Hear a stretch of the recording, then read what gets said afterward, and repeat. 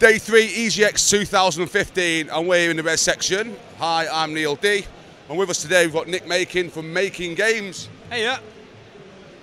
How good a name is that? We got lucky. Making I was Games. born lucky, shall we say. I love it. And actually, you know, Raging Justice is the new kid on the block when it comes to beat-em-up games, following on from your likes of Final Fight.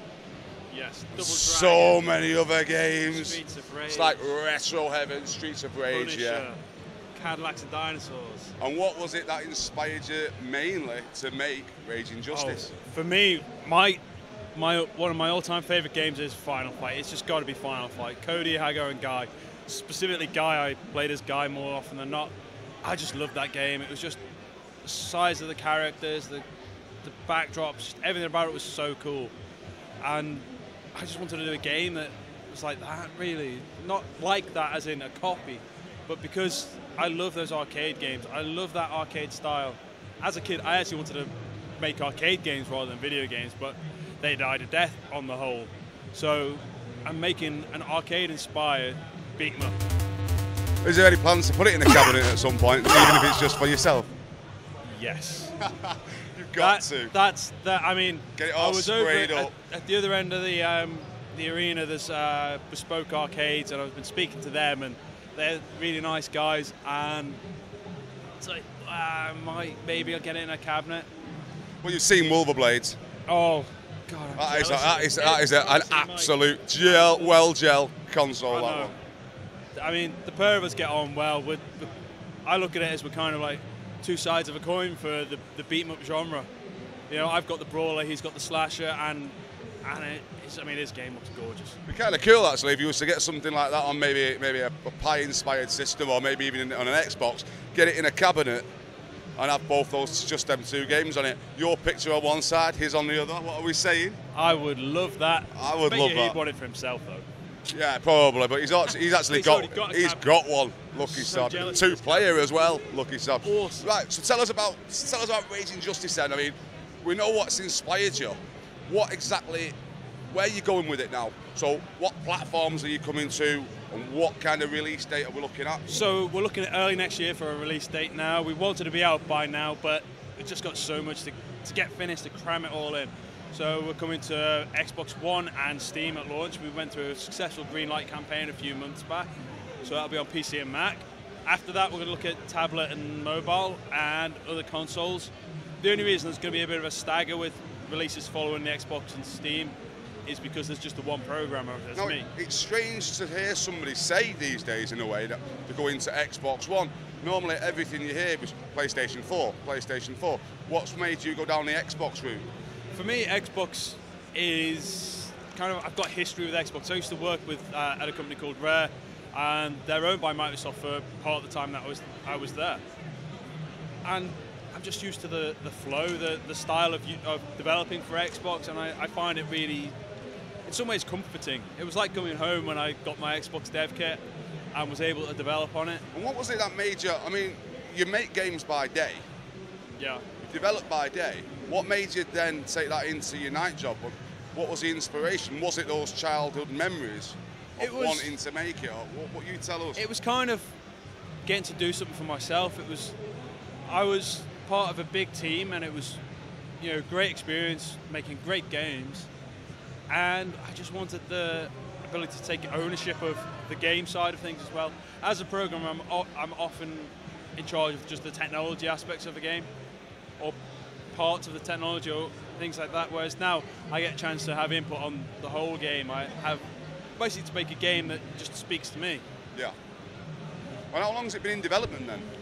How long have you actually been working on it? A number of years now. I mean, over 2 years is what I'm allowed to say. It's a bit more than 2 years, shall we say.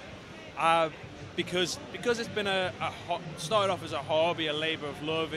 It was in and out of fashion as to something I'd want to work on, and it's only been the last 18 months to 2 years where it's been, hang on, we've got a game here, we've got a game, let's get this finished as a proper game, get it released as a proper game because it's good and people want to play it. And considering you're in the corner, it's a very busy corner I'm seeing. If you was to check out over here, we've got a good 15 or so people actually stood around the game, which is a lot more than a lot of the other Res games. Now, why am I getting the feeling that you're going for Game of the Year? I would love to be something like that. We had Wolverblade last year. Your friends, just think maybe you should rub a bit of shoulders. You might actually pull it off.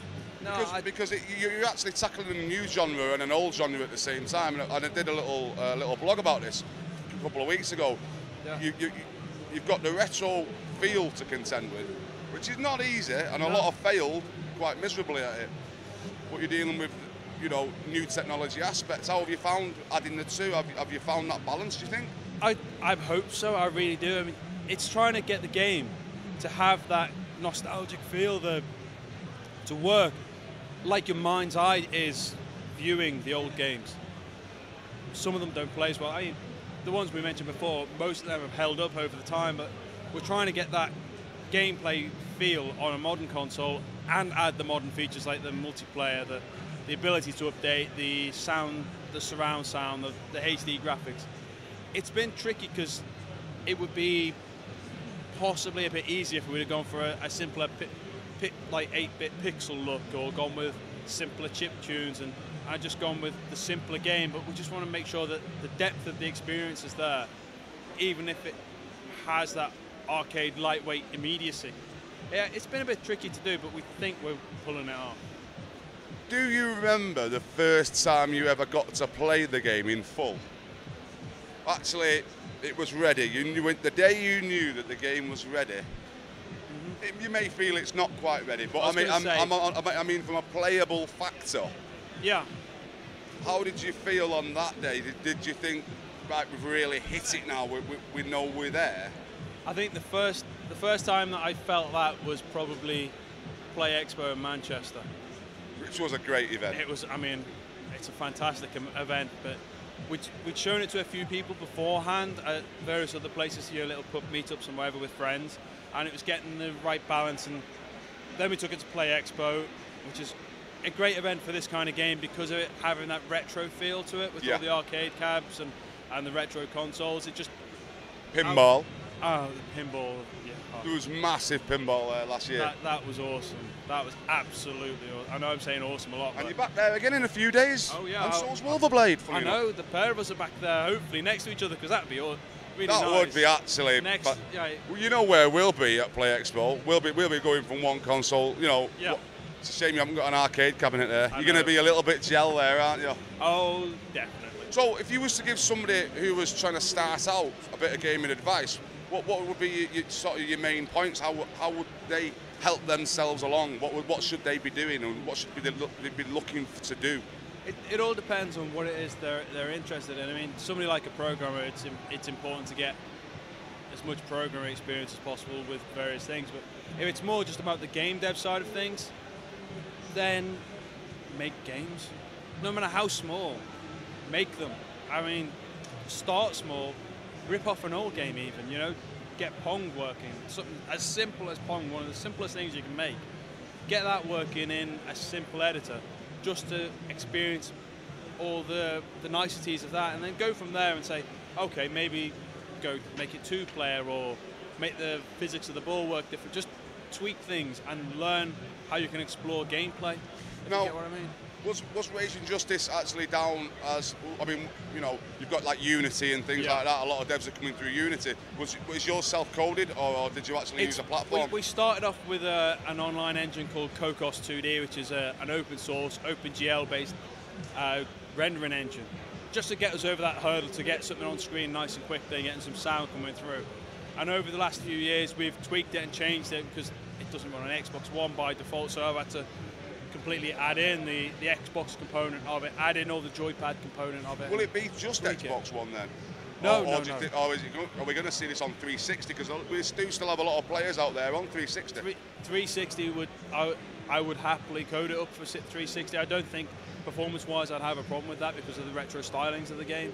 I don't know how to get it on there just now. I'll have to speak with Microsoft or see if we may need a publisher for something like that, you say. Right, okay.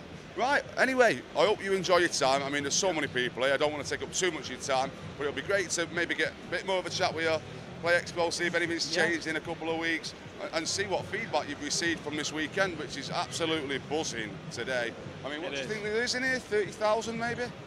Yeah, there's a easy. lot. There's a lot in here. So I really appreciate your time, Nick, and good luck with the game. Man. Don't forget to check out Raging Justice, coming to Xbox One, Steam. What else? Anything else? Mobile initially, mobile and as well. consoles later. That's right. Okay, great. All right, guys, take it easy. See you later.